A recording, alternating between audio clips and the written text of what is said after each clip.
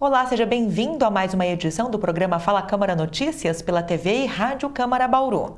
A gente começa trazendo os destaques das atividades parlamentares dessa semana.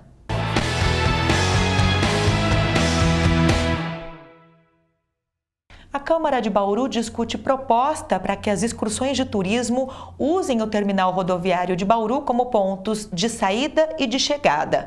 Confira agora na nossa reportagem. A Comissão de Turismo da Câmara de Bauru, presidida pelo vereador Fábio Manfrinato, se reuniu na última semana para discutir a criação de um ponto fixo de embarque e desembarque de ônibus fretados. A ideia é estabelecer o terminal rodoviário como forma de garantir maior segurança aos passageiros. Essa questão partiu do nosso conselheiro, Guilherme Cardoso, que é um turismólogo, e foi levantado no Contur. Essa importância vem, a primeira coisa, a segurança, e outro, a gerenciar os serviços de embarque e desembarque que tem na cidade, porque hoje estão em vários pontos, oferecendo assim um perigo. A Endurbe prometeu reservar espaço e horário na rodoviária para o embarque e desembarque desse tipo de transporte, mediante o pagamento de uma taxa pelas empresas de turismo. A gente quer viabilizar porque vai aumentar o número de pessoas circulando dentro do terminal rodoviário, né? Constantemente isso faz com que essas pessoas utilizem melhor o terminal rodoviário. Vai ali, toma um café, deixa suas coisas no guarda-volume, vai utilizar um banheiro e outras coisas mais que o terminal lá oferece.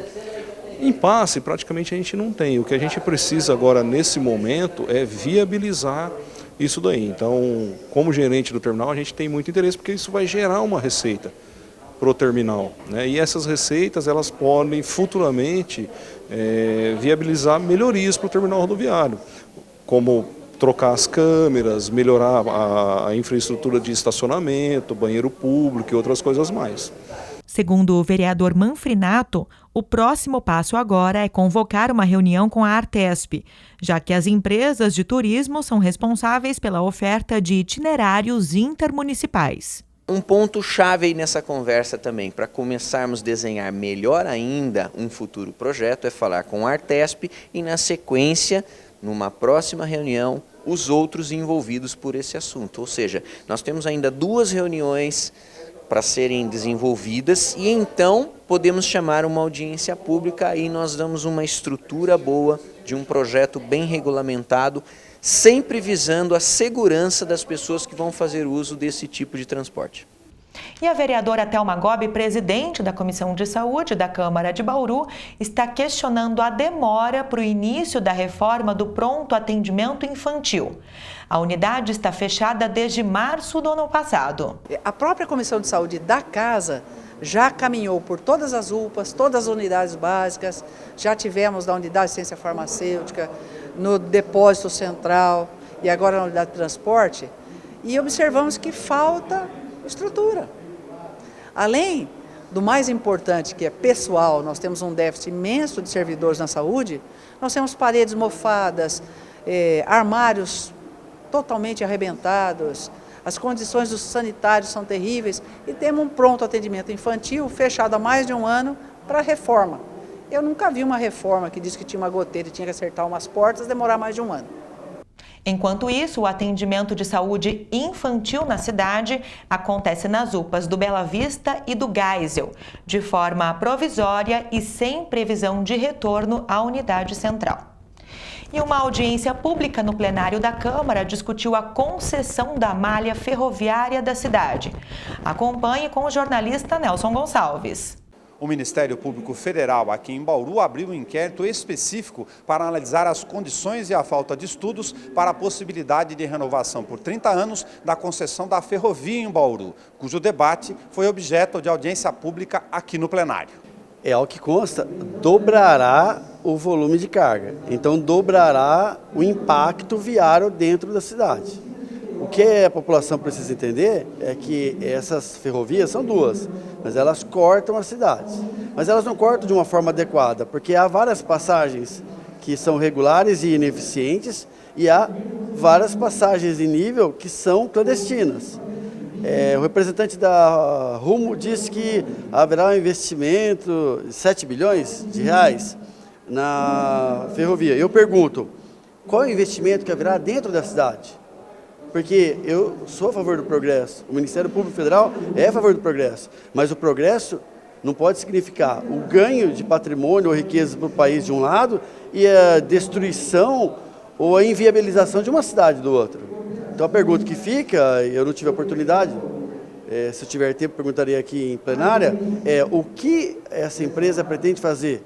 Quais serão as melhorias no transporte interno? Porque os impactos não são só de natureza de transporte, há também urbanístico, há ambiental. Então essa é a questão que fica. Porque os estudos que eu tenho, e são públicos, demonstram que hoje o transporte ferroviário dentro da cidade não é bom. Ele é muito ruim para o município de Bauru. E ele só aumenta e a estrutura continua se tornando deficitária.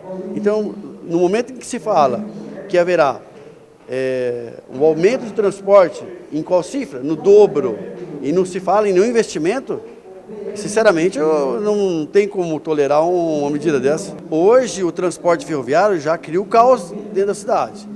Então, qualquer cidadão, não precisa ser engenheiro em transporte ou autoridade no assunto, para entender que se dobrar o volume de trens atravessando a cidade, dobrará o problema de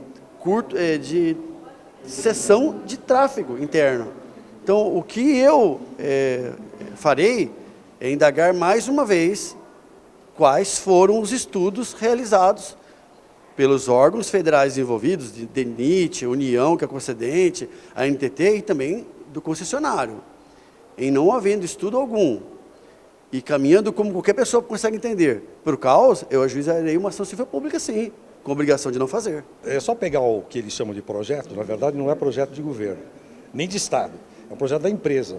E o governo corre atrás fazendo puxadinhos, ou através da Agência Nacional de Transportes Terrestres, a chamada NTT, ou através dos ministérios. E o que nós temos é muito do que ali diz que é investimento, é em material rodante, é em coisa para funcionamento do próprio sistema, interesse direto da empresa. E não para dizer, vamos ampliar, vamos duplicar trechos, vamos fazer novas plataformas, vamos resolver o problema de transporte de passageiros, vamos ajudar o turismo da região, nada disso. A solução primeira é parar a renovação. Se faz um novo marco regulatório e se faz um projeto decente, mas um projeto de Estado brasileiro, colocando o que nós queremos, que é o trem de passageiro, que é o trem de carga, mas não só carga para transportar o interesse da transportadora, no caso a Rumo, mas transportar cargas gerais. Por exemplo, a celulose da região quer chegar até o Porto de Santos e é absolutamente injusto, incoerente e imoral a gente deixar a empresa depois na mão da concessionária que vai arbitrar o preço que quiser. Porque o passivo que a Rumo adquiriu da ALL ainda não solucionado. Essa é outra vergonha absoluta. Como é que se fala em renovação com um passivo enorme, sem pagar esse passivo, sem quantificar isso? E mais do que o passivo, multas astronômicas. Tem 1 bilhão de multas que a Rumo não paga.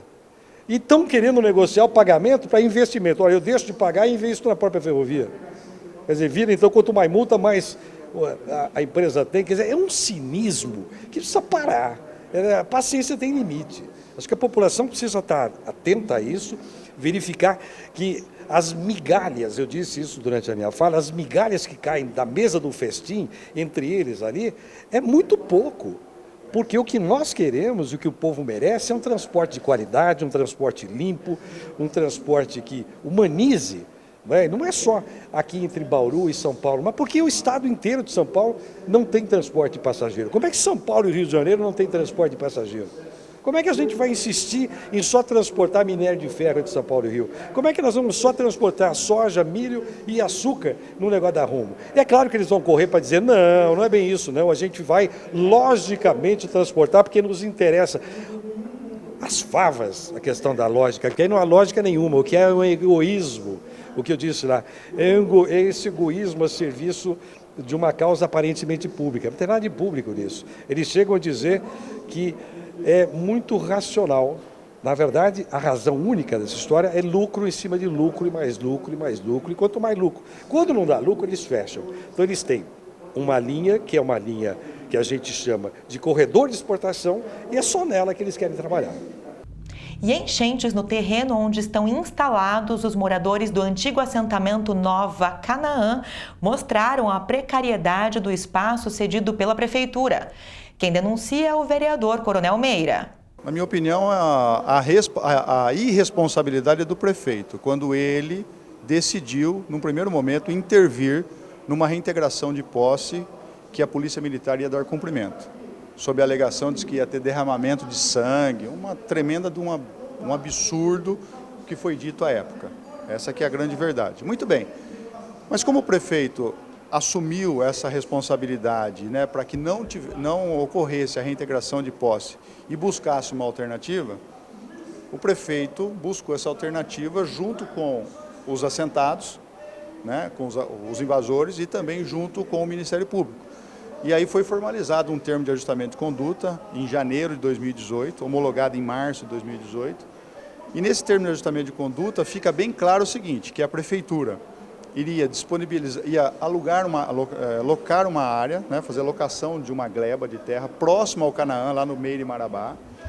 Aí essa locação de terra não deu certo, porque o proprietário voltou atrás, ou seja, ele desistiu da locação. Chegou até mesmo a entrar com uma ação de reintegração de posse, porque as famílias foram deslocadas para essa gleba, né, na verdade, sem anuência do proprietário.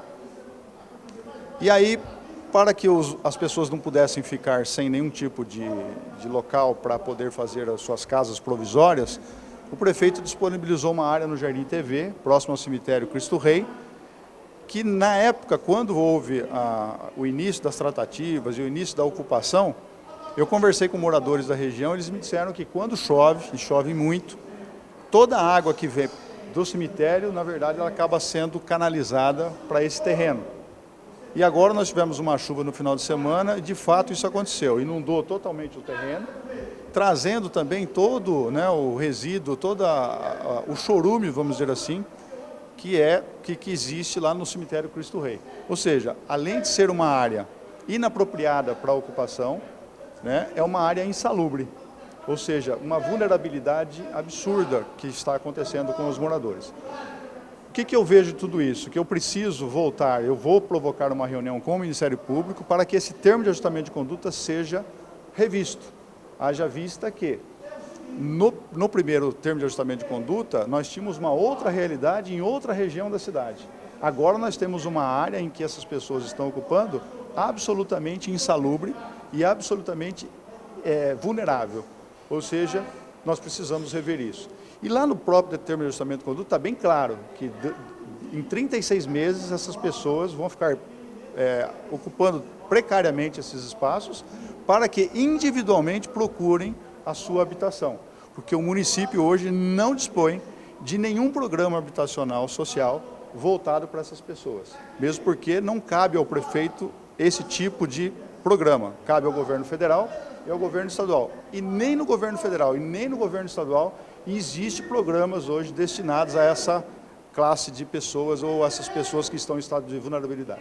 Ainda sobre as enchentes, o vereador Natalino da Silva convocou reunião com as secretarias municipais e a Defesa Civil para discutir alternativas para os problemas dos alagamentos nessa época do ano.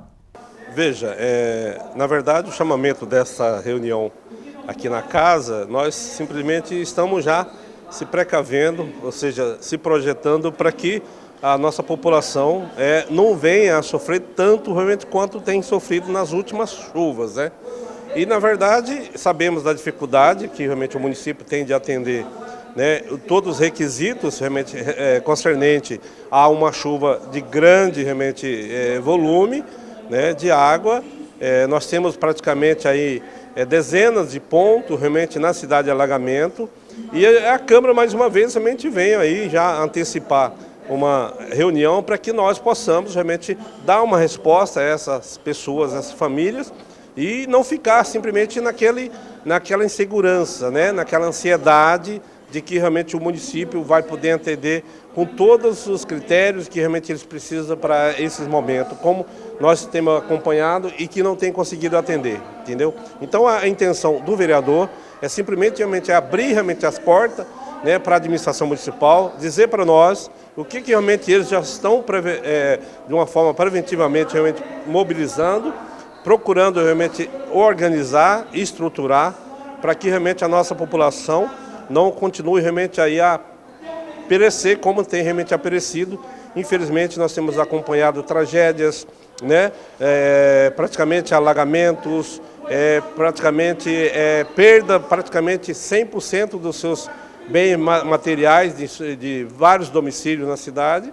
Enfim, é uma preocupação realmente que nós estamos antecipando para que realmente nós, junto com a Prefeitura, possa aí, encontrar realmente alternativa e amenizar, né? Porque solucionar, eu sei que a Prefeitura ainda não tem realmente essa estrutura que deveria, né, para nós realmente lá na frente. A intenção é realmente que a cidade não tenha nenhum ponto de alagamento, mas infelizmente nós temos que discutir e essa iniciativa é uma preocupação minha para que realmente essas pessoas que nos procuram realmente continuem aí sendo bem atendidas naquilo que é obrigação do município e também a obrigação dessa Casa de Leis.